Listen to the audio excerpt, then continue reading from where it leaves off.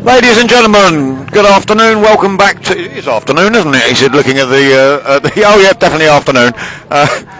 Welcome to the first race on Sunday of the Supers class.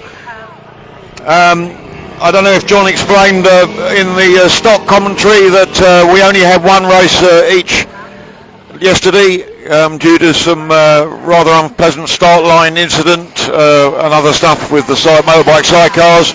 We of course wish all those well. I understand that there was nothing really serious in the end, but no one wants to get hurt, and we will wish those guys well. Okay, they're off for the warm-up. We are looking at Mikey Bonnet in pole, Graham Tatton second, and John the Greek third. I imagine John will be looking for a repeat performance of yesterday where he won. Mikey will be doing his utter best to stop him. Graham, of course, is out on his 4E engine, having blown the Supers one to Kingdom Come, I understand, internally, having chatted with him yesterday. Although Darren Scott has turned up at the maestro behind DSC, and I'm sure if he's had the time, the engine's probably been rebuilt or sorted out. Let's hope so, because it's nice to see Graham in the mix. Although I'm always happy to be in front of him when he and I are racing. So I'll say again, as I can reminded from listening to Wendy, that there are of course production bikes out there. You're looking at the white backgrounds, black numbers. These are stock class that are getting a bit more track time. They qualify for Group 6 because the engines meet the regulations. Obviously a Group 6 machine wouldn't meet the production regulations, but we know that Mikey and John's bikes, for example, are both in the low 40s horsepower, and you're looking at a production engine in a Lambretta of 22, 23 horsepower. It's a lot to give away, so they very rarely trouble the podium, shall we say, unless there's some breakdowns or anything at the top. We have got an ambulance on the circuit for some reason or other, which we wouldn't expect. Anyway, we've got Ryan Clipstone coming round on his cut-down aero machine. Mikey Bonnet following him, Graham Tatton, Drew Duncan, Mark Clipstone, the senior, behind. And then they're too thick and fast for me to call.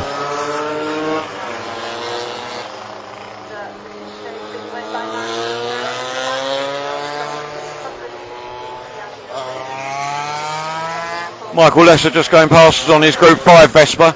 I'm glad that's holding it together for you, Mike. He's had some trouble in the past with the reliability of the machine, so that's good. The ambulance has come through to cut through, and he's pulling off. I was worried they're all going to end up sitting there on the start-finish for a while, which is not what you want as a racer. It's nice to form up and get the lights on and get going. Too long you start worrying about your engine oiling up or overheating, and possibly less so in these days of certainly the top two machines are water cooled. The ambulance is off circuit. But in the days where I started racing with the scoop cooled Lambrettas, they would you had a start line hold for any length of time. The things would actually start overheating. They needed to be moving forward to keep cold. But none of that. Well, one of those out in stock. Chris Gayton's racing one, and they're away. A better start from some than others. Adequate for John. He's pulled him through himself into second place behind Mikey Bonnet, leading into Coppice. And up the hill they go. Everyone away safely. We were discussing this yesterday. It's strange. Cadwell has, it seems, more start line incidents than any other circuit. They may just be coincidence, but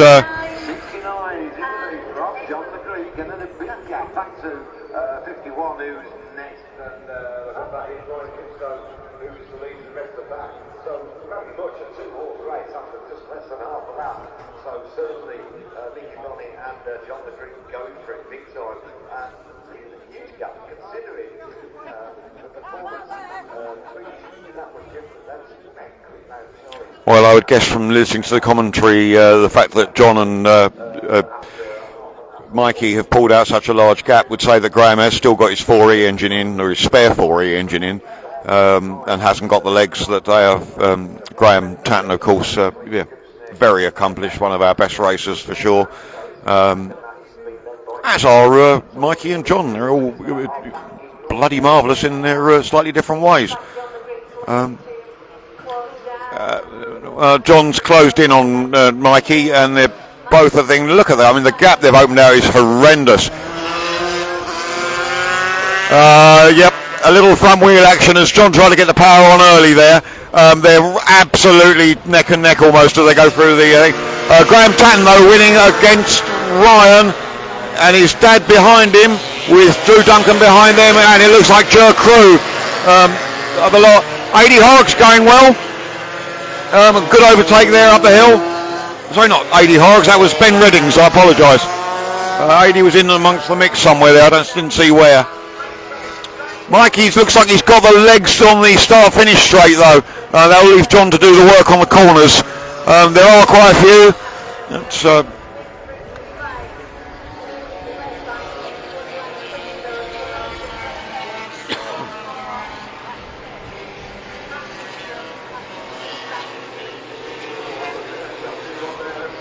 I still haven't actually seen 80 Horrocks, but then it's probably I'm looking in the wrong direction. And Michael Lester overtaking down the back straight in the coppice. Quite a scary corner coppice. It changing elevation goes uphill very sharply. You can take it flat out, but it requires a certain element of clenching, bits of body parts to get up there.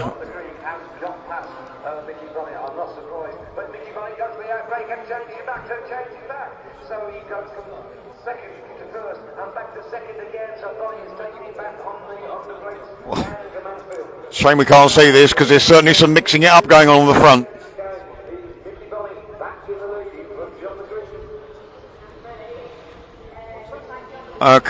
John looks to stuff it up the inside but was too far back. Won't be able to get it up the hill.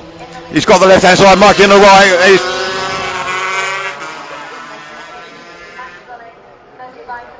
Mikey, it's very difficult to overtake these people at the front. They are, they're on the right place of the track every time. An overtake manoeuvre means you've got to go offline. Graham Tatton's opened out quite a gap in front of Drew. Who in turn, they're getting away a bit from Ryan, but the Clipstones are still perfectly there with Jer Crew chasing them down. There's 80 Horrocks. I'm pleased with it. 80 doing well. Leading Group 5. Haven't seen Simon Palmer out on his Group 5. I hope he's done it. Oh, we've got a retirement.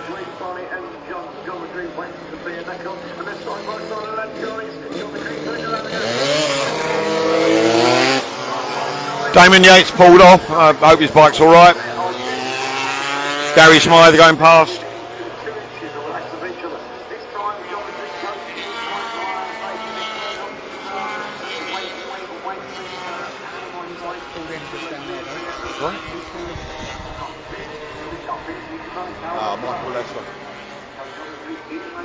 Just had it pointed out to me that Michael Lester's pulled up and is in the cut through. Not the safest place in the world to be waiting. I don't know what they'll do about that. George Fielder on a bit of a race in his own, but still only 15 years old. Turns 16 shortly. Lovely to see him out. Taking a little while to get the grips of the Lambretta. He was on a Vespa last year. The change can take a while. Speak from experience. Took me a good season to get used to the Vespa. Okay, John, still the position's still the same. If Mikey can hold this up for another 3-4 laps, then he will take it, not by much. John just cannot get the power down without the front wheel coming up. He's made a mistake. Oh my, he's just missed it. The crowd are on their feet, but he maintains it. Hopefully he's still upright. We'll look for that as he goes back down. That will give Mikey quite a gap, which John will then work even harder to keep up with. I'm hoping that his cat-like responses, he's still upright and not in the tyre wall. I have no wish to beat him when we get down. And here he is. Okay, it's all safe and good. Okay, but he's got a lot of work to do now. If he's sensible, and unfortunately he's not, he will allow Mikey to take first and just settle for second.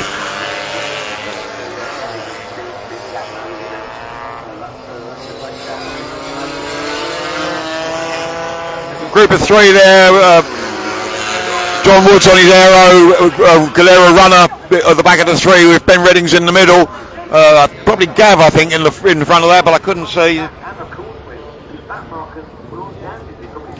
Well, yeah, as the commentators have just mentioned, maybe Mikey gets caught up in a couple of back markers and gives John some ability to catch up. Although with some clear track and no worry about the bloke in front, John may be able to put a couple of hot laps in. Let's hope so.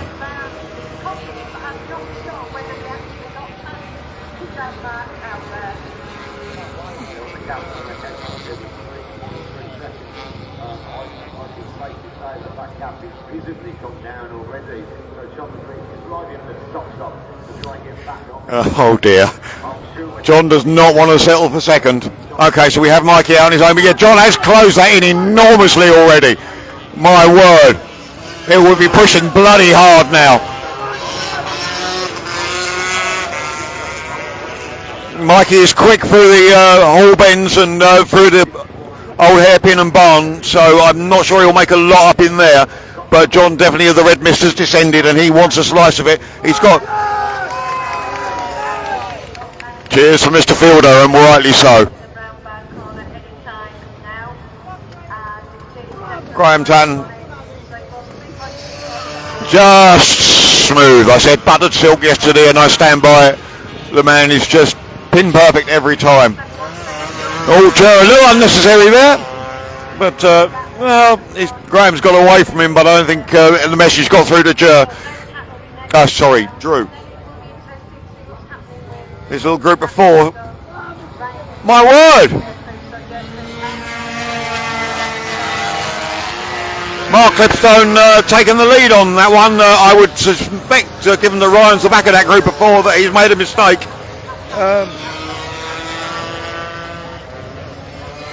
And the same token, here comes Ben. I think Ben's probably made a mistake because he's been dropped off from the front of or middle of this group. Discussion in our pit. Ben not hugely feeling it today. I did counsel just going out and enjoying a drive in the Lincolnshire Wolds through beautiful countryside with no chance of meeting a car coming the other way or lampposts or potholes, just to enjoy himself a little bit. But you always want to get the bloke in front of you, and you start pushing and then you start making mistakes, and it can be difficult.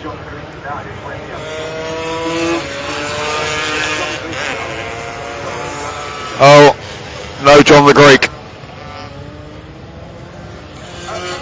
Oh, bugger. No, well, that could well be work for me to do at before the next race. No John the Greek at all. He's obviously pulled off. Let's hope he's, well, I can't hope he's fallen off, because it's easier to bash bodywork out than it is to fix an engine. Yeah, no idea what's happened there. He did in qualifying. He had a carburetor fall off. We did sort it out, and then extra cable ties to hold it in place. But Mike out in a race of his own now. Graham Tatton now holding second place. Coming through, perfect lines. Favours the middle of the circuit there. It is actually smoother over on to our side. There's more of a lump in on the right hand side as you come up it, and you tend to wheelie more. But yeah.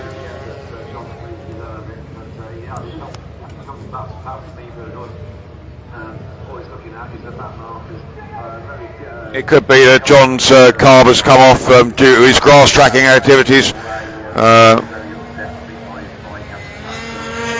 Mark Clipstone. Scott Thompson. Scott having a very good race. Ryan's not happy. His bike's definitely underperforming, and he's motioning with his hand there to overtake to the guys behind.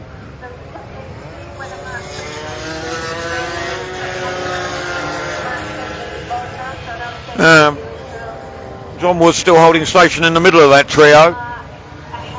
And I would say Ben's kind of given up on catching them now. Hopefully he's just enjoying himself.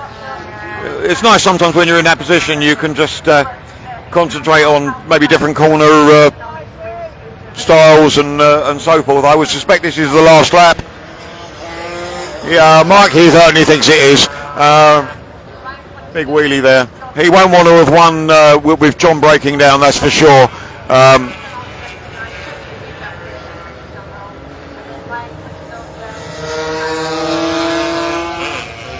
Sean Collinson and Gary Smythe still having a close race. I thought there was going to be a bit of action going there into the Hall Bends, but Sean's held it in front.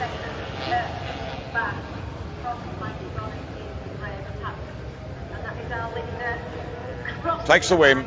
Mikey Bonnet for first. Well done, Mikey. And then we are looking at with Graham Tatton coming past us now. That's over half a lap's difference between the first place and second place. We're not blaming Graham at all because he's got a 4E engine in there and he's down 10 horsepower on the two top guys. Now lovely Scotsman Drew. Beautifully taken through Hall Bends. Really nice line that was.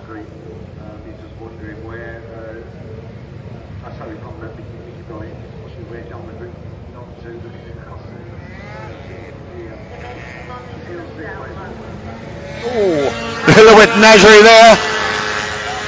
Scott Thompson really wanting a piece of Mark. Very different machines.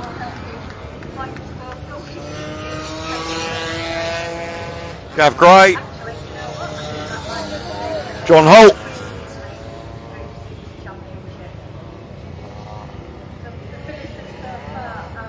Well, it looks like John Woods may be able to do something to John Balcombe. John having a good race there.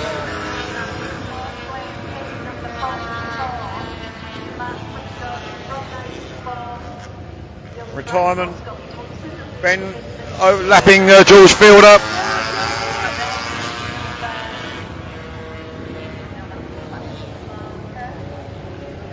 And the red flag's out. So the next race, I would imagine about half an hour or so, we'll be back with the stock scooters.